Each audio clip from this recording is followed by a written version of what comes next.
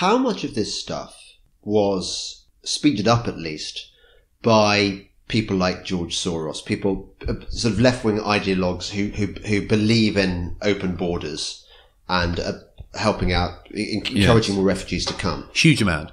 And I say this carefully because there are people who, as it were, go nuts on the Soros thing and attribute him to sort of like the modern Rothschild blaming. You know, I mean, there's an unpleasant tinge in the air sometimes around Soros. But if you look at what he and his NGOs did during the crisis of 2015, it was a wicked, wicked thing. And the fact that Viktor Orban in Hungary publicly named Soros, he got a huge amount of criticism for this, but he was right, I think. György Soros is meddling in Hungarian affairs, that the country's richest and most famous son should have been campaigning to I mean, there was a moment when there was exchange in which Viktor Orban blamed Soros, and Soros responded, yes, he is right to identify it, because, as Soros said in a statement, that Orban thinks the refugees are the problem and that the borders are the solution.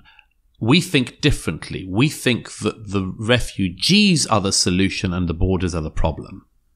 Soros's NGOs, and I've seen this on the front lines in the migrant camps, have been over the years helping migrants not just to come into Europe, but to lie when they get here about who they are. Yeah. They're taught via apps and via websites. You can see the websites. Many of them are still up. And by leaflets and other means, they are shown how to beat the system.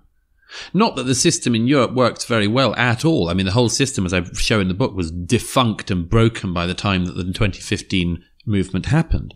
But very quickly, this goes back to a point you raised earlier, and I didn't actually answer, which is a very interesting and important point about where is different in Europe. And of course, one of the fundamental questions about the migration crisis of 2015 and the period before and since is, why has the East behaved differently? Yes. Poland, Slovakia, Hungary. Here's an interesting one. Viktor Orban, I think everyone would agree, is a right-wing leader. Neighbouring in Slovakia, Robert Fico is a left-wing leader. Now, the Prime Minister of Slovakia and the Prime Minister of Hungary agree absolutely on the migrants question and on the Islam and identity question, despite being right-wing in Hungary, left-wing in Slovakia. Why is this? This is a fascinating subject to me because there are very specific reasons, including the fact that the vast majority of the publics there are totally opposed to the mass migration and support their leaders in opposing it. But another reason I would submit, or another two reasons I submit, are firstly, that Eastern Europe remembers some of this better. That in the East, where armies in the past came in, remember this thing in particular. And a second reason is that they have something that Western Europeans have lost. I say in the book, if you were to boil it down to something, it would be that Eastern Europe still retains the tragic sense of life, and that Western Europeans have lost it utterly. We think we've got time off from history. We wish everything away on a tide of human progress. We pretend we don't die. We pretend that the point of life is to acquire more and more things and go on nice holidays. And Eastern Europeans have remembered you don't get time off from history, and that you may be swept away from one direction and then swept away from another, and you ought to be careful with your society.